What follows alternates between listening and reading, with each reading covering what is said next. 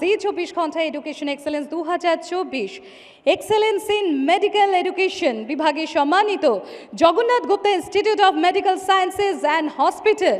আমি মঞ্চে আসতে অনুরোধ করব professor doctor Debashis Bhattacharya, director general academics JIMS and former DME west Bengal. তার সাথে আমি অনুরোধ করব মঞ্চে আসতে miss Shruti Roy, assistant general manager administration, Jagannath Gupta institute of medical sciences and hospital excellence in medical education বিভাগে সম্মানিত।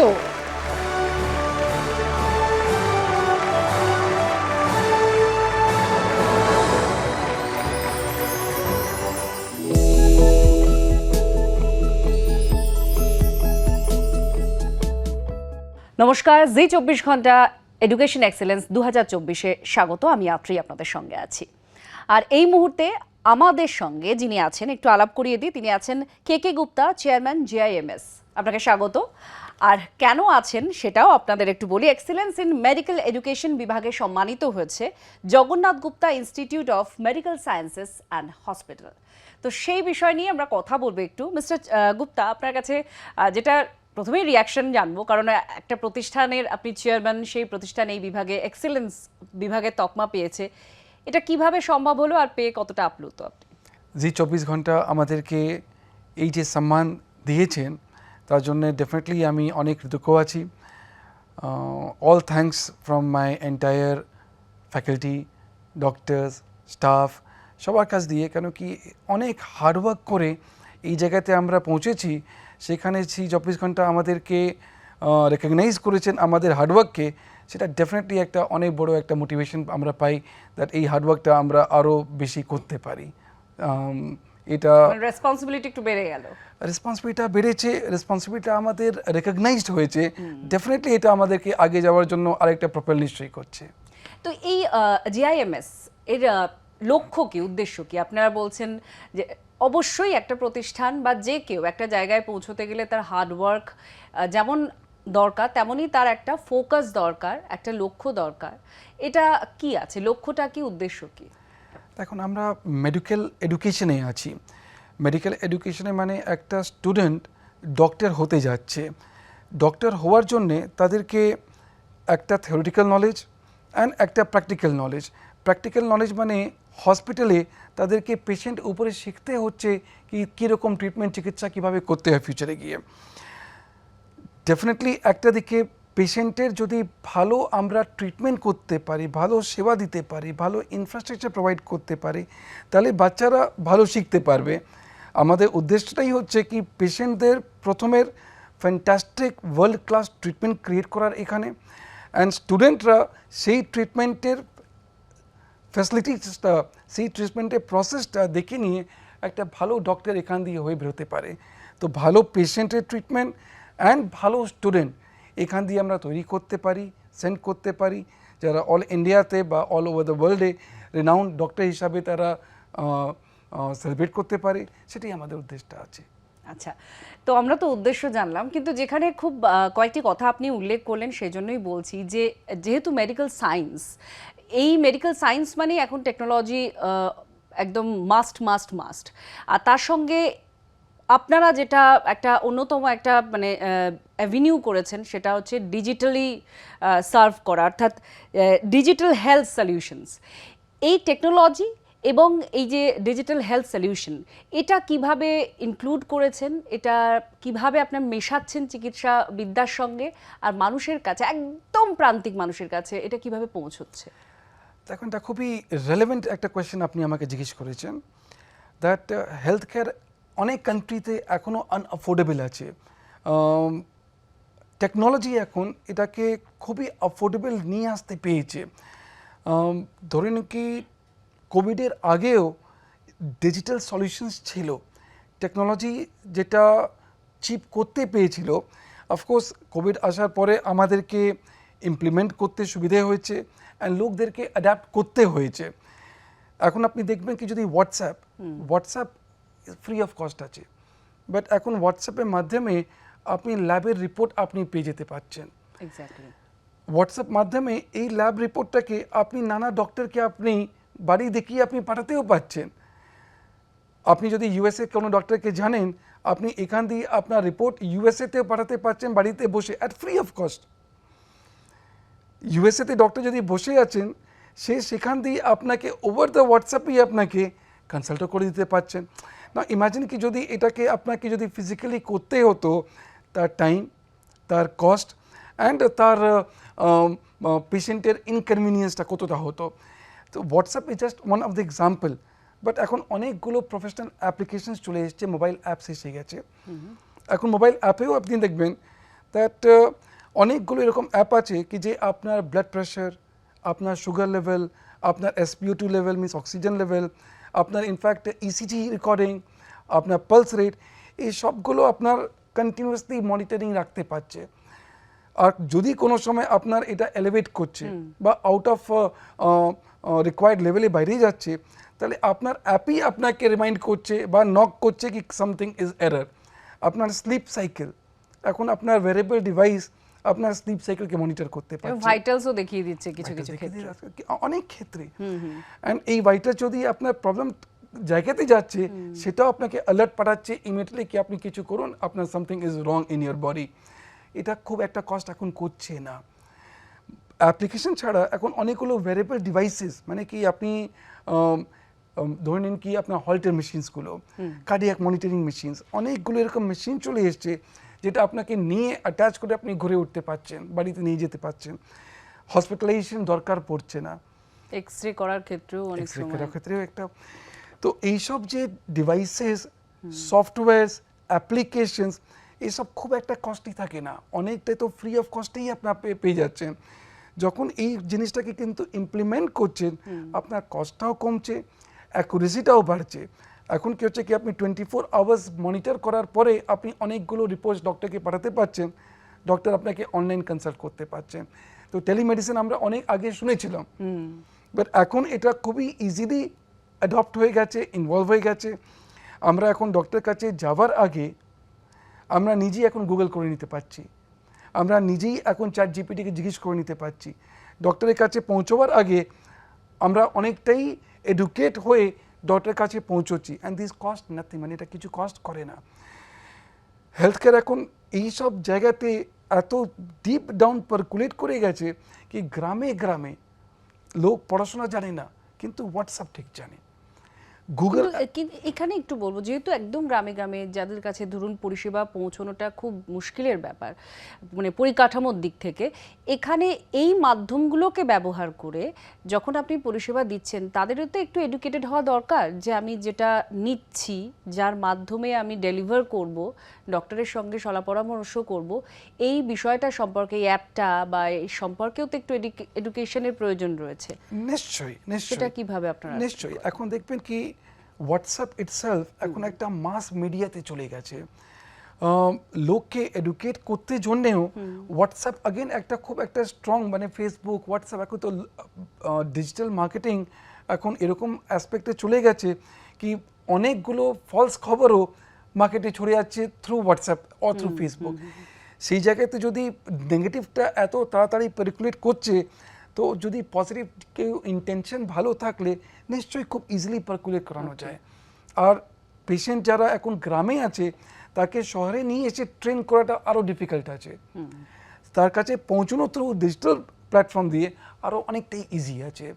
সেখানে তাদেরকে ভালো ভিডিও, এখন আমাদের ফ্যাকাল্টিরা যদি কোনো নতুন কিছু ইনোভেট করছেন, যদি কোনো নতুন কিছু বেরোচ্ছে, কোনো নতুন ট্রিটমেন্ট আছে, কোনো নতুন মেশিন আছে, সেটা আমরা থ্রু সোশ্যাল মিডিয়া আমরা ডাউন দ্য লাইন মার্কেটে আরও ইজিলি পেনিট্রেট করতে পারছি, তাদের কাছে আরও ইজিলি পৌঁছতে পারছি।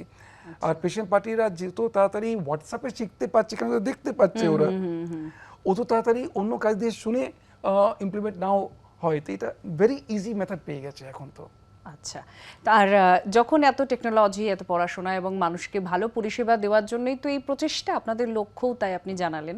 তো এই জায়গায় একটু জানবো যে ভবিষ্যৎ পরিকল্পনা কি রয়েছে?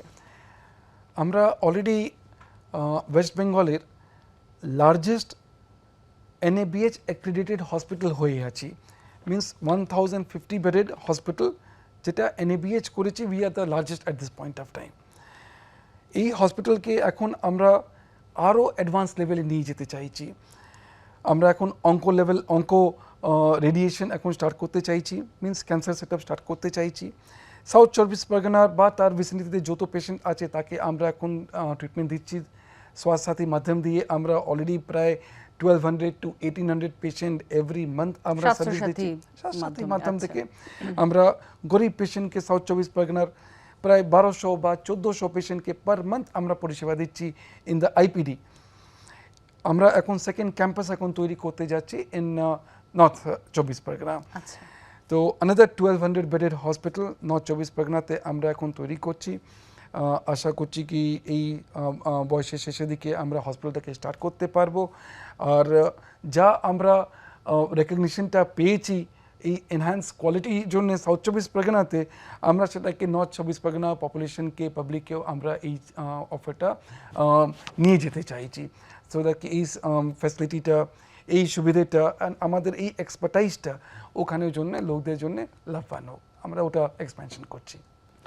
ভবিষ্যৎ পরিকল্পনার সঙ্গে সঙ্গে মিস্টার গুপ্তা যেটা জিজ্ঞেস করব, যেহেতু একদম প্রান্তিক মানুষকে আপনি সার্ভ করছেন, যাদের কাছে আর্থিক ভাবে যারা একটু অক্ষম বলা যায়, কারণ চিকিৎসা খাতে মূলত ক্যান্সারের মতো চিকিৎসা খাতে অনেকটাই ব্যয়বহুল খরচগুলো, পরীক্ষা নিরীক্ষা মানে রোগ নির্ণয় করতে অনেকটা সময় এবং অর্থ ব্যয় হয়ে যায়।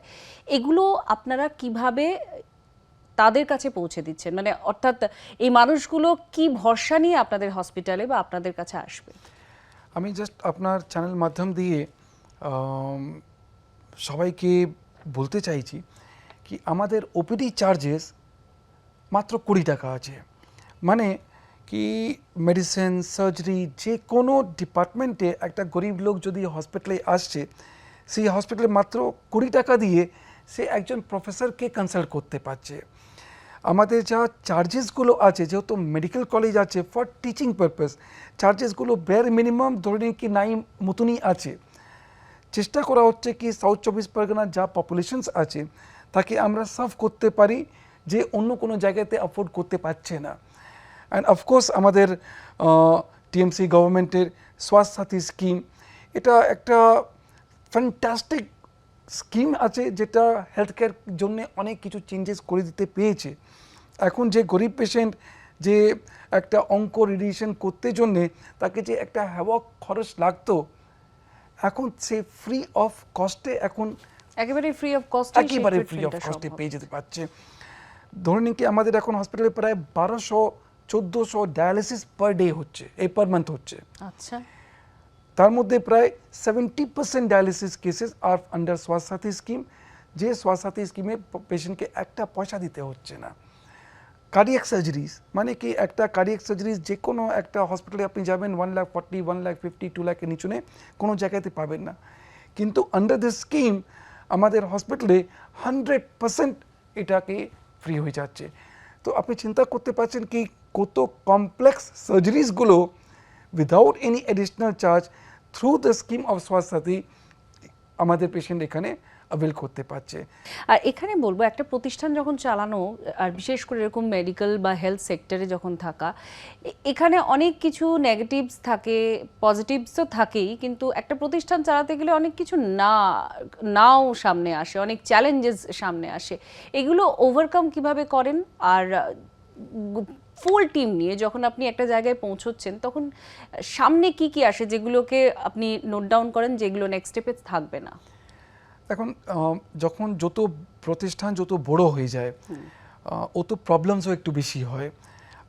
হসপিটালে ধরুন কি এখন প্রায় 700-900 ওপিডিস হচ্ছে, বা অলমোস্ট 400-500 আইপিডিস পেশেন্ট থাকছে। পেশেন্ট যারা এখানে আসছে তারা সার্ভিস ইন্ডাস্ট্রি আছে বটেই, বাট যখন একটা পেশেন্ট হোটেলে যাচ্ছে একটা হ্যাপিনেস নিয়ে যাচ্ছে, সেখানে একটা ফল্ট হলে তার রিয়াকশনটা ডিফারেন্ট আছে। যখন একটা পেশেন্ট হসপিটালে আসছে, সে একটা পেশেন্ট অলরেডি একটা কষ্ট নিয়ে আসছে, সেখানে যদি ফল্ট হয় তাহলে তার একটা রিয়াকশন কিন্তু সেপারেট হয়। আমাদেরকে সেই রিয়াকশনগুলোকে নিয়ে আমাদেরকে ম্যান পাওয়ারকে সেভাবেই ট্রেন করতে লাগে, that how to react on সেরকম রিয়াকশনের উপরে। পেশেন্ট অলরেডি কষ্টতে, আর যদি আমরা তার কষ্টকে আরও অ্যাড করি, ডেফিনেটলি সে রিয়াক্ট সেরকমই করার উচিতই আছে। সেই হিসাবে আমাদেরকে ম্যান পাওয়ারকে ট্রেন করার খুব ইম্পর্টেন্ট আছে। নার্সিং একটা চ্যালেঞ্জ আছে, Exactly. দ্যাট বেঙ্গলে নার্সিংয়ে একটা অ্যাকিউট ক্রাইসিস আছে। তার জন্য আমাদেরকে বাইরে দিয়েও অনেক নার্সেসকে নিয়ে আসতেও হয়। ভালো নার্সিং না যদি আমরা প্রোভাইড করতে পারি তাহলে ভালো চিকিৎসাতে একটু অসুবিধা হতেও পারে। অ্যান্ড ডেফিনেটলি একটা গভর্নমেন্ট চেষ্টাও করছে এখানে কি অনেকগুলো নার্সিং কলেজকে তৈরি করার জন্য, but again that is a time taking period লাগে একটা। But most of the time আমাদেরকে ট্রেনিং দিয়ে দিয়ে আমাদেরকে লোকদেরকে পেশেন্টের প্রবলেমসগুলোকে রিজলভ করার জন্য আমরা চেষ্টা করি, কেন কি ট্রেনিং ছাড়া আর কোনো উপায় নেই। বাট স্টিল তারপরেও 100% পেশেন্টকে কি আমরা স্যাটিসফাই করতে পারছি বা পারবো কোনো দিন, that is one of the question যেটা সবসময় মাথায় থাকে।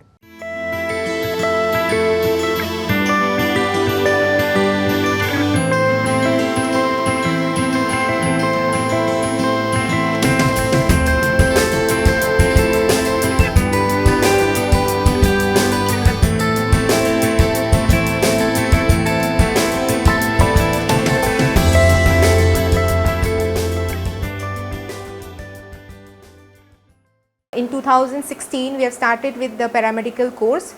So we had a total of 20 paramedical courses in diploma. In 2018, we have got our first LOP for 150 MBBS students, and subsequently we have started with nursing, BSc and GNM courses. So at present we have 200 MBBS, 100 BSc, 100 GNM and 137 paramedical courses running. Apart from that, we also have our postgraduate courses which is running in all the clinical and paraclinical departments. On 19th of June 2024, we got a very good news that our PG course has been added with 3 more clinical departments, that is in anesthesia, obs and gynae and in pediatrics. So in anesthesia we have got a total of 8 MD seats, and in pediatrics we have got 6 MD seats, and in obs and gynae we have got 3 MD seats which will be added from our counseling in 2024 session. এখানে পড়াশোনা তো খুবই ভালো। The best part is এখানে every Monday formative অ্যাসেসমেন্টস হয়, তো সেটা I think একটা স্টুডেন্টকে খুবই হেল্প করে। It helps the student a lot to progress also and to even the backups are also cleared. So I think before the semesters also student also not has to face in lot of problems before the professional exams also. I'm also a hostelite, so hostel norms are also very strict in Jagannath Gupta Institute of Medical Science. Before leaving the campus we have to collect out passes, otherwise mail goes to our parents. Overall the experience in Jagannath is very good. তো আমরা শুরু থেকেই comprehensive এবং state of the art modern যে health care, তার জন্য যা যা রিসোর্সেস যা দরকার হয় পেশেন্ট কেয়ারে এবং গুড কোয়ালিটি মেডিকেল এডুকেশন, সেইটি মাথায় রেখে সেই মতোভাবেই এই মেডিকেল কলেজ সেভাবে গড়ে তোলা হয়েছে। আমাদের মেইনলি দুটো আর্মে আমরা কোয়ালিটি মেনটেন করি। একটা হলো মেডিকেল এডুকেশন, আন্ডার গ্র্যাজুয়েট এবং post graduate, at the same time good quality patient care at the tertiary care level.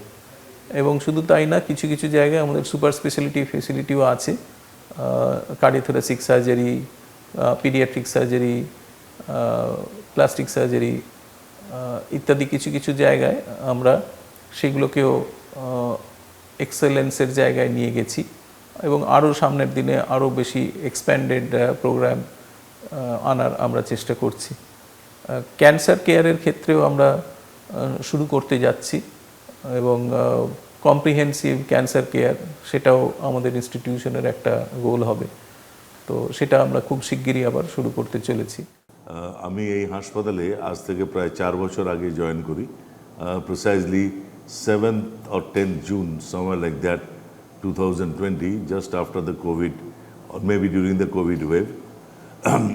এই হাসপাতালটা তৈরি হয়েছিল এবং এর স্টুডেন্ট আসা শুরু হয়েছিল 2018 সাল থেকে। হাসপাতালটা তৈরি হয় 2016 সালে, তারপর 18 সাল থেকে আমরা প্রথম স্টুডেন্ট পাই এবং প্রথম থেকে আমরা প্রায় 100 জন স্টুডেন্ট আসতো এখানে।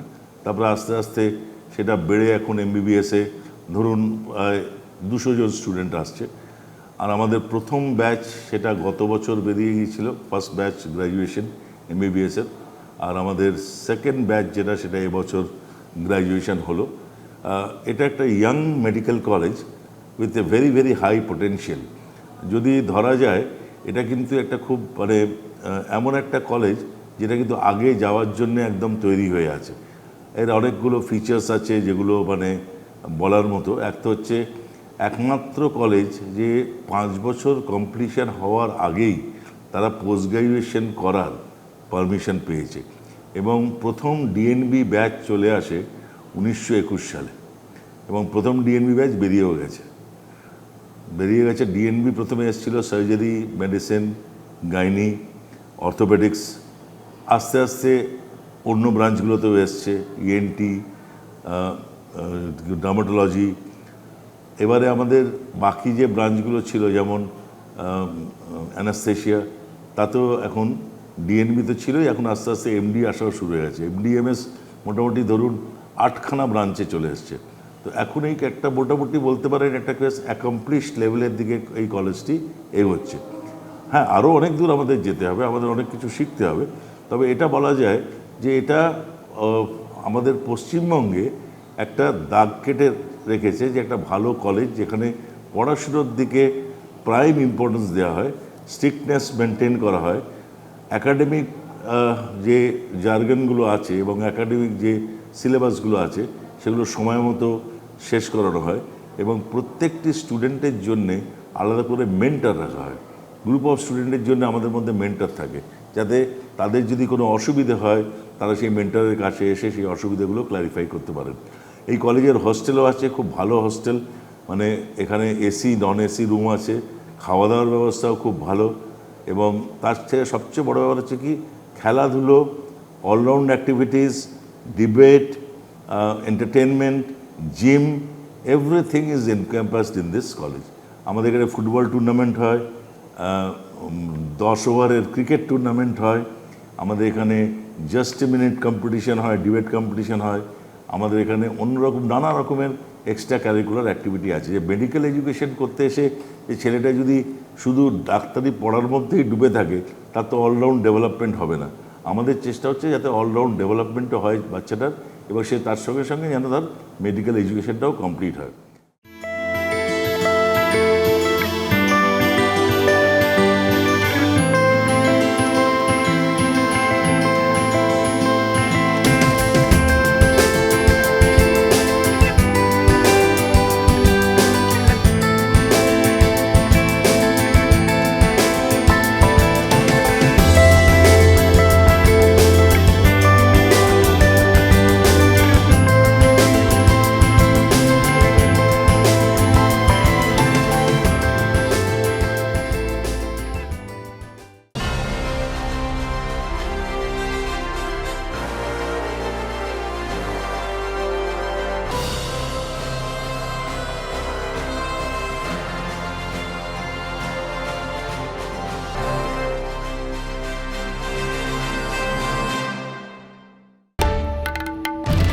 বাংলার আওয়াজ, বাঙালির আবেগ, জি 24 ঘন্টা।